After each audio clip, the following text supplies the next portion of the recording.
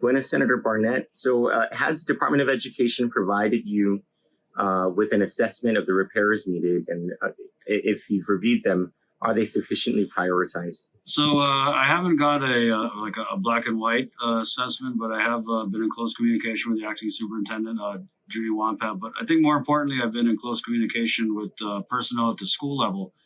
And there's been some frustration expressed to me from personnel at the school level. They don't feel like things are moving fast enough. But on the acting superintendent side, she tells me, well, and I'm glad to hear that the project for the George Washington Gymnasium is awaiting a couple final signatures, and then that thing will be moving full steam ahead.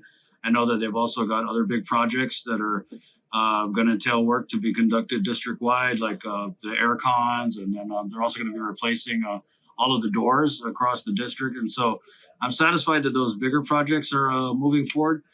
And I know that acting superintendent is well aware of this, all of these different deadlines, right? So the first deadline approaching is ESF2. And so she's committed to me. And this is just a little funny because if there's one thing the government of Guam is good at, it's good at spending money. And so I find it just a little bit ironic that we're facing this conversation about having to give money back because we didn't spend it. But just kind of going back to the assessments, early on, the acting superintendent told me that, she wanted to work on the big projects and get those started early because of these deadlines that are associated with a lot of these federal funds. And, it kind of looks like that's what she's doing. And I know there are other options that they also have where, and this is something we kicked around in a couple of the roundtable hearings, is where they want to really empower the PTOs at the school level to kind of do what they call happy labor and help out with some of the smaller projects that maybe require less expertise. And how they're going to do that is I know that the acting superintendent yesterday met with the principals. The principals were instructed to put together their wish lists. And a lot of these PTOs are nonprofits. And so the PTOs, for example, the PTO out of Agata, which is headed by former board member Mark Mendiola, right? They're doing a lot of great things. They want these supplies and equipment from GDOE so that, again, they can get the people and the PTOs and the parents, I mean, even in some cases, students, to help out with some of these projects that don't require an electrician or don't require a plumber. And, talking about minor structural fixes, changing light bulbs, that kind of thing, painting. And so that seems really promising because I think that, these PTOs, for the most part, they've really been picking up the slack where the Guam Department of Education has fallen short. I mean, when I went around to talk to the schools and talk to the PTOs, it was very frustrating because, the story they told was they run things up the flagpole to downtown and it just goes there to die. I mean, I've heard this from teachers. I've heard this from admin at the school level. And so what ends up happening is these PTOs, they basically get tired of waiting and they just kind of do the things themselves. They fundraise, they get money, they turn that money right around and invest it in the schools, whether it's, purchasing air cons or any other equipment that the schools may need. And so I think that's to be commended. What's not to be commended is the fact, and you see this, it's frustrating. You see it government-wide where the people of Guam kind of fill in these gaps. For example, if you talk about, the Guam Police Department, right? We have neighborhood watches now filling in a lot of the gaps where things like an adequate police force that's staffed would be able to do, right? And so we have that. The neighborhood watches on the law enforcement side kind of keep an eye on things. And then for education system has been the PTOs. They have been for many years picking up the slack. And so, again, I'm very glad that they're willing to help. But I think, it's because they know it's got to get done, right?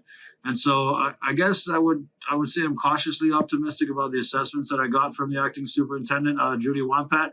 But again, there are some grumblings I'm hearing at the school level. To be specific, Juan Guerrero, it was many years ago, they had some demolition done on the campus and piles of debris were left right there in the middle of the school courtyard. And so if you go to Juan Guerrero, these kids, when they walk to their classes, they walk past these, 3-4 big piles of junk. And basically these piles of junk can't be moved because they've been labeled as hazardous waste by the Guam Environmental Protection Agency. And so, of course, I got on GDOE's ass at the hearing downstairs about this, and they told me that they were going to get moving on it. Lo and behold, I was able to MC Juan Guerrero's promotional ceremony, and I heard right from the school staff that those piles are still there. They haven't heard anything from downtown. So that's frustrating. And I think, and I kind of saw this with the 22% pay increase. I think that the Guam Department of Education, I understand it's the biggest agency in the government, but they just have to do a better job of communicating, with their stakeholders, with the schools, with the staff of the schools, with the parents and the families, and also with their employees. Because, it's one thing for me to get assessments and to find out what's going on, but I think definitely the people of Guam, need to know what's happening too.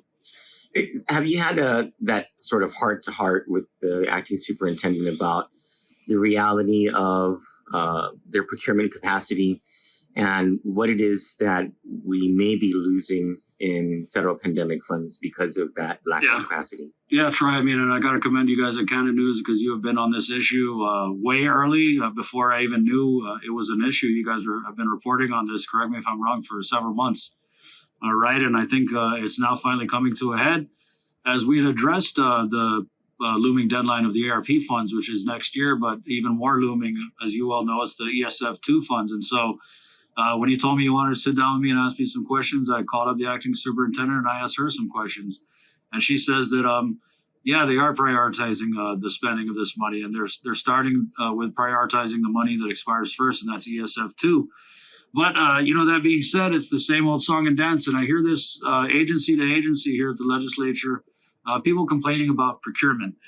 And when you talk to experts in the procurement field, and I'm talking about the people who wrote the book on the procurement, I mean, Attorney John Brown is he's basically the authority on procurement. He seems to think that Guam's procurement laws are A-OK. And he always makes this joke. I'll call him sometimes and I'll be like, hey, man, these people are complaining about the procurement. What can I do to help? And he goes, well, you can help by telling them to do it right. But I think with GDOE, it's more an issue of the volume of procurements that they have to do. And so when I first got in here and I started asking questions and touring the schools and, asking why can't we get an aircon? Because it seems so easy, right? From a perspective outside looking in.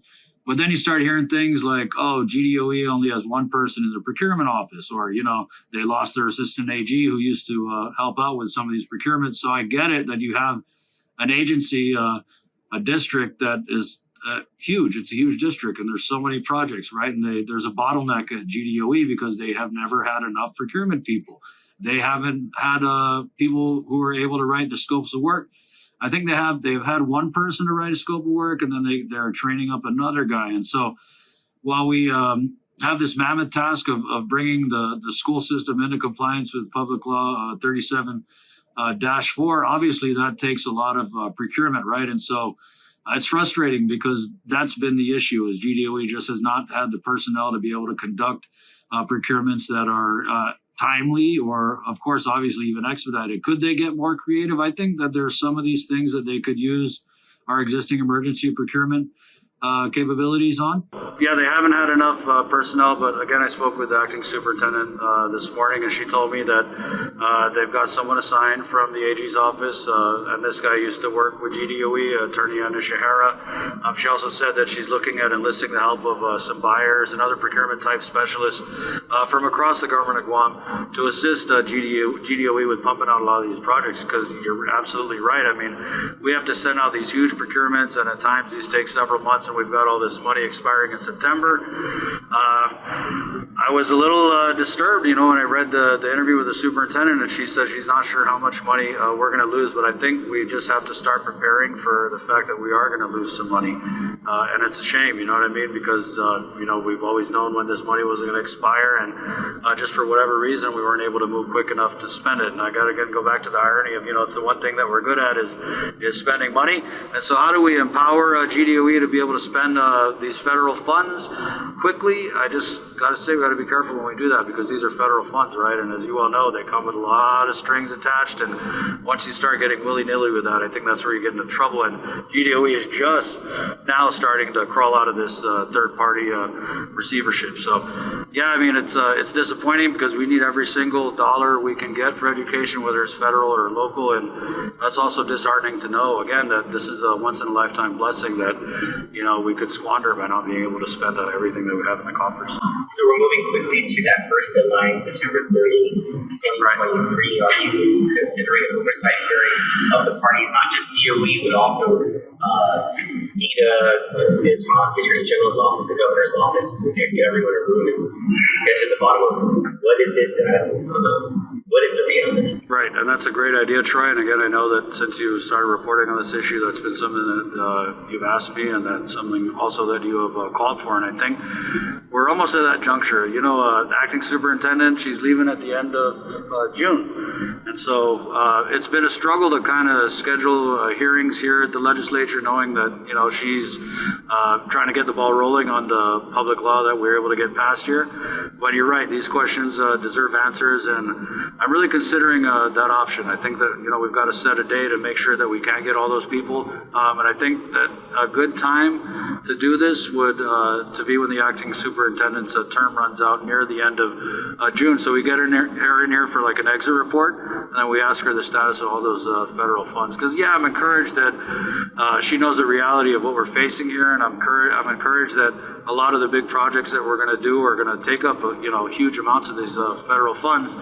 But again, these different funds are targeted to be spent for specific uses. So it's not like we can just throw all this money in fixing the schools, you know, because for example, ESF2, it's for educational materials, not, you know, fixing the roof of a gym. So again, we got to work hard, we got to work together. And you're right, I think that the time has come for us to start asking those questions. So I'm going to be sure to get the acting superintendent and all the relevant parties in here, you know, to face the fire and face the music, and you know, tell the people of Guam exactly how much money we're going to lose and why we're going to lose it.